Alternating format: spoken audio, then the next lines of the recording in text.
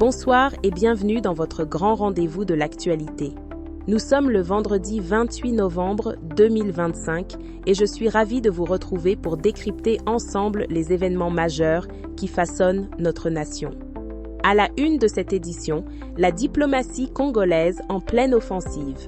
Le président de la République, Félix Tshisekedi, poursuit sa visite d'État en Serbie, marquant un rapprochement stratégique avec Belgrade pour contrer l'isolement sécuritaire et booster l'économie nationale.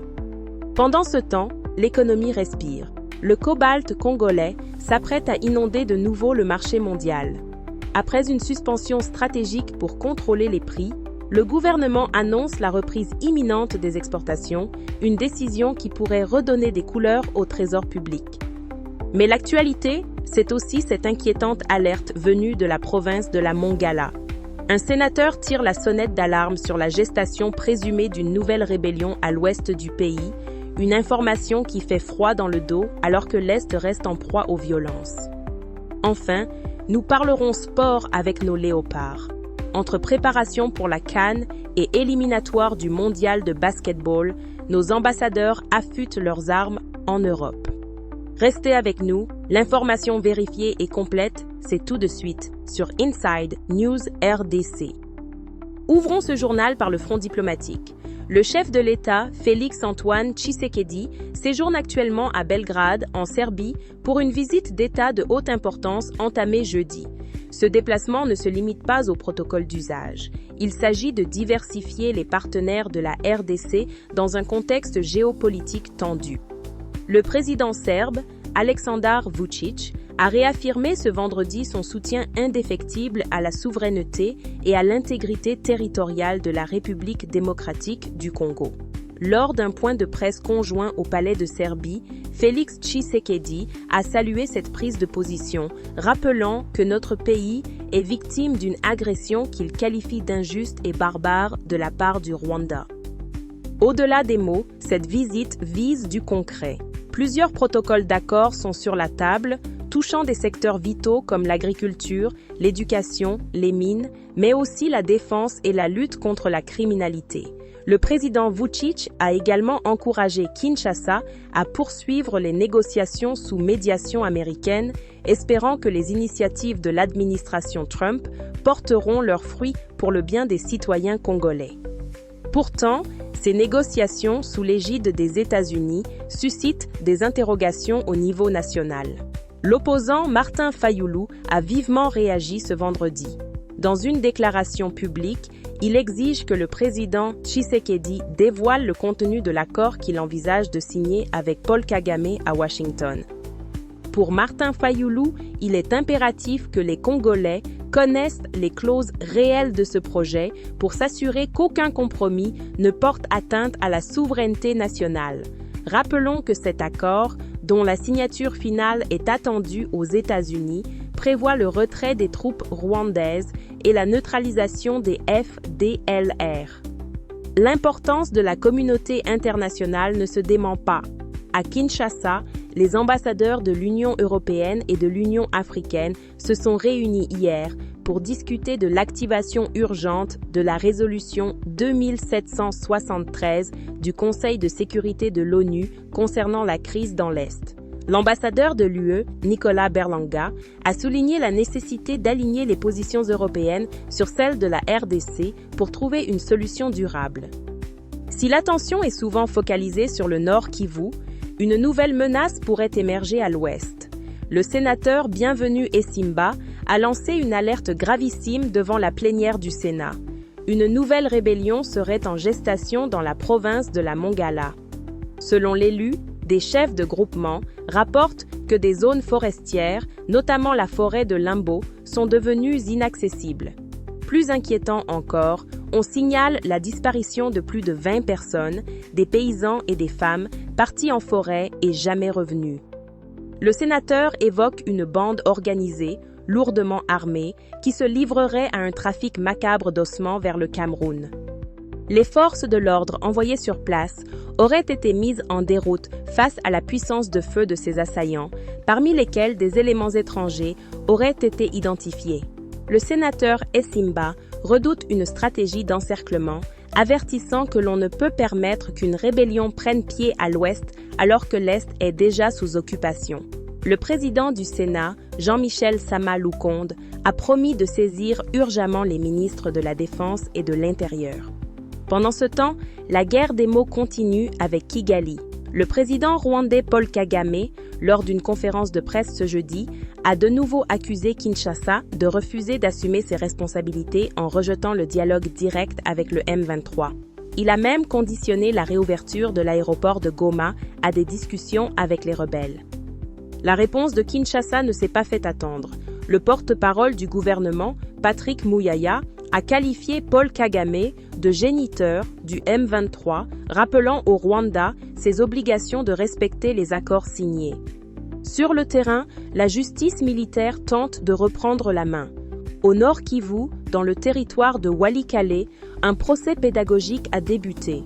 12 prévenus, dont un militaire et des membres de groupes armés, comparaissent pour détention d'armes, viol sur mineurs et participation à un mouvement insurrectionnel. Le ministère public veut faire de ce procès un exemple pour dissuader les trahisons internes et les exactions. La situation demeure volatile ailleurs. À Bukavu, au sud Kivu, une psychose s'installe chez les motocyclistes. 5 d'entre eux ont été abattus en une semaine. Des meurtres ciblés dénoncés par la société civile comme étant l'œuvre d'éléments infiltrés de l'AFC M23. Une lueur d'espoir nous vient tout de même d'Uvira et de Djougou. À Uvira, les FARDC et les Wazalendo ont fumé le calumet de la paix après des affrontements fratricides qui avaient fait 7 morts et 19 blessés la semaine dernière. Les deux camps s'engagent désormais à unir leurs forces contre l'agresseur.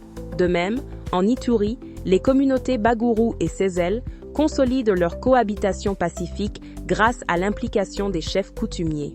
Une rencontre à Capadole a rassemblé notables, société civile, FARDC et représentants des groupes armés MAPI et Codeco pour sensibiliser au vivre ensemble. Passons à l'économie. C'est une annonce majeure pour le secteur minier. La reprise des exportations de cobalt est imminente. Le ministre des Mines, Louis Watum Kabamba, l'a confirmé. Les exportations reprendront cette semaine. Pourquoi cette suspension avait-elle eu lieu ? Le ministre explique que la RDC, premier producteur mondial, faisait face à une suroffre qui effondrait les prix. En bloquant les exportations, Kinshasa a voulu imposer son rythme au marché. Une stratégie payante, selon Louise Watum, puisque la tonne de cobalt est remontée de 21 000 à 50 000 $ américains. Le ministre assume pleinement cette décision de souveraineté économique face aux critiques internationales. À Kinshasa, le panier de la ménagère des fonctionnaires urbains s'améliore. L'intersyndicale de l'administration publique urbaine a salué le réajustement spectaculaire des salaires opéré par le gouverneur Daniel Bumba. Pour exemple, un huissier qui touchait 13 000 francs congolais perçoit désormais 105 000 francs et un chef de division voit son salaire passer de 60 000 à 200 000 francs. Une revalorisation saluée comme une première en un an de mandat. Cependant, la gestion des finances publiques reste un défi. Le Centre de recherche en finances publiques, CREFDL, a publié un rapport accablant sur la gouvernance fiscale de 6 communes de Kinshasa, Gombe, Kasavubu, Lemba, Kimbanseke, Masina et Nsele. L'étude pointe l'absence de fichiers d'assujettis à jour, une faible collaboration entre les services et l'absence d'une budgétisation crédible. L'expert Paulin Kibendelwa plaide pour la digitalisation des circuits de mobilisation des recettes. Le développement passe aussi par les infrastructures. Toujours à Kinshasa, les travaux du nouveau pont sur la rivière Kalamu ont été lancés pour lutter contre les inondations, bien que cela cause temporairement des embouteillages monstres. Par ailleurs, le rond-point Force publique à Kasavubu fait peau neuve, les travaux de bétonnage étant avancés à plus de 85%. À l'intérieur du pays, le vice-ministre du budget, Élisée Bokumwana, a inauguré à Mbandaka une série d'ouvrages, une coopérative d'épargne, l'Izunji, une chaîne de radio-télévision et un port visant à dynamiser l'économie locale de l'Équateur. En revanche, la situation est plus sombre à Mbuji-Mayi où une pénurie d'eau potable frappe plusieurs quartiers depuis 2 semaines. La Régie des eaux justifie cette crise par le manque d'énergie électrique fonctionnant avec des groupes électrogènes d'une capacité limitée. De son côté, la SNEL annonce une panne sur le transformateur de la centrale hydroélectrique de Téchiboué. Des femmes ménagères et leurs enfants sillonnent les artères de la ville avec des bidons à la recherche de cette denrée vitale. Le secteur de la justice est en pleine mutation.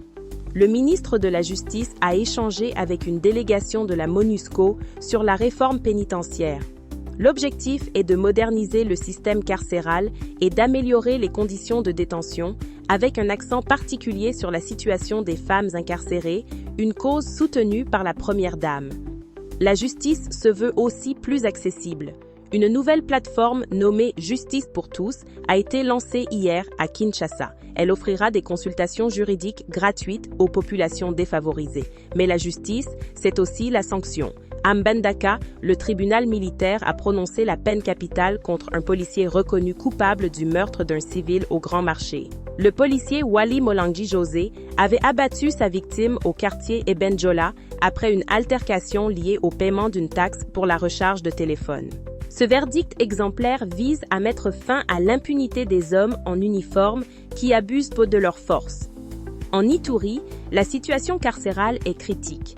Le doyen du barreau a alerté sur le fait que près de 80% des détenus de la prison de Bunia sont en détention préventive, sans jugement, une violation flagrante des droits de l'homme.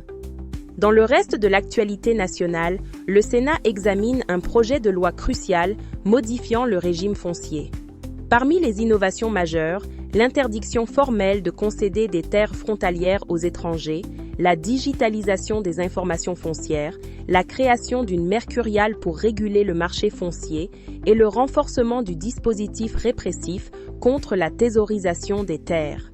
Des mesures de souveraineté nationale adoptées par l'Assemblée nationale et désormais soumises à l'examen du Sénat. En province, l'instabilité politique persiste par endroits.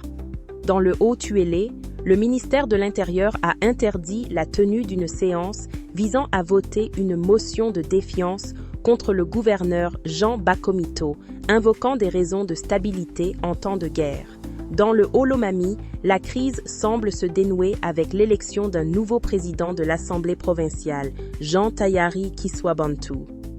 Une belle histoire d'innovation nous vient de Goma. Elvis Ansima, un jeune entrepreneur, a créé HealthLink, un bracelet médical intelligent.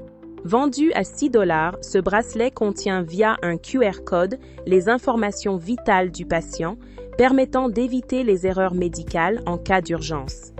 Cette invention est née d'une expérience personnelle traumatisante vécue par Elvis. Hospitalisé loin de chez lui sans son carnet médical, il devait répéter constamment ses intolérances médicamenteuses à des soignants sceptiques. Le jeune innovateur lance un appel au ministère de la Santé pour un déploiement national de cette technologie qui pourrait sauver des milliers de vies, notamment dans les zones de conflit.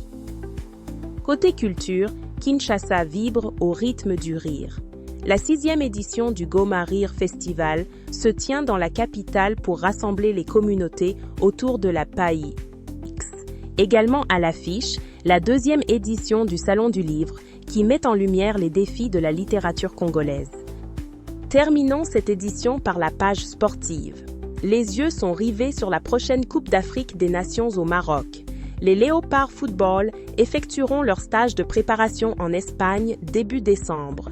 Ils devraient y affronter l'Angola ou la Zambie, ainsi que la Côte d'Ivoire en amical.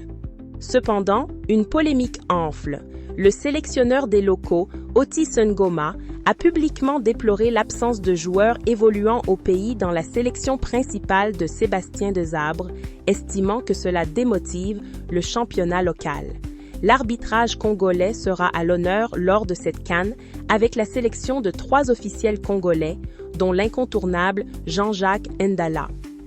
Du côté du ballon orange, les Léopards Basketball Senior Messieurs sont en stage à Auxerre, en France, pour préparer les éliminatoires de la Coupe du Monde 2027. Un stage perturbé par des soucis administratifs ayant réduit l'effectif à 10 joueurs présents. 3 joueurs évoluant au pays n'ont pu rejoindre la France suite à des complications de visa à l'ambassade française. Le président de la FEBACO, Pauline Kabongo, déplore ces difficultés administratives. La RDC est logée dans le groupe B avec le Sénégal, Madagascar et la Côte d'Ivoire, avec un premier match prévu en février 2026. Enfin, au niveau local, l'AS Simba de Kolwezi a battu le Tanganyika FC 2-1 en Linafoot, tandis qu'à Kinshasa, le club Kratos mène la danse dans le groupe A de l'EPF Kin. Voilà qui referme cette édition riche en actualités. Retenons pour ce vendredi le renforcement de l'axe Kinshasa-Belgrade avec la visite présidentielle en Serbie, la reprise stratégique des exportations de cobalt pour l'économie nationale et cette vigilance accrue nécessaire face aux menaces sécuritaires, qu'elles soient avérées à l'est ou suspectées à l'ouest dans la Mongala. Inside News RDC s'engage à toujours vous fournir une information vérifiée, loin des rumeurs et de la désinformation qui polluent nos réseaux. Soyons des citoyens éclairés, car la vigilance est la mère de la sûreté. Le Congo change, le Congo bouge, et c'est ensemble que nous écrirons son histoire. Gardez espoir, continuez à œuvrer pour la paix et le développement là où vous êtes. Je vous retrouve la semaine prochaine pour une nouvelle édition. Ilungwa vous informera des actualités de ce week-end. Restez connectés sur nos plateformes digitales et n'oubliez pas de suivre nos dossiers d'investigation pour aller plus loin dans la vérité. Bonne soirée chez vous et que Dieu bénisse la RDC.